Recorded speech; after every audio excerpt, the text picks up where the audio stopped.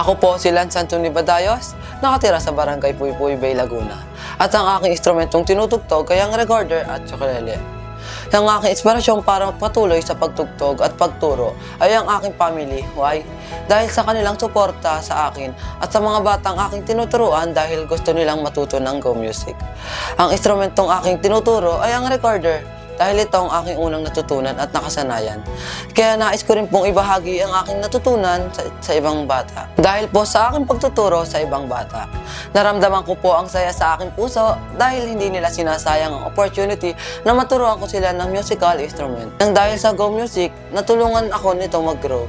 Ipakita kung sino talaga ako at ang aking kakayahan o talento na ipinagkaloob sa akin ng Diyos.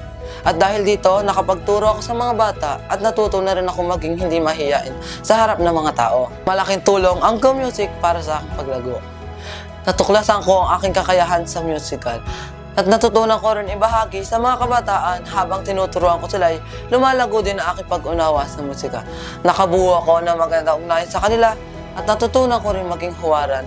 Habang tinutulungan ko silang lumago sa abot ng aking makakaya, sa bawat pagkakataong ibinabahagi ko ang aking kaalaman, patuloy din akong natututo at lumalago bilang isang mentor. I am Lance Anthony Badayos, a servant of God through music, and I dare to create harmony in my community.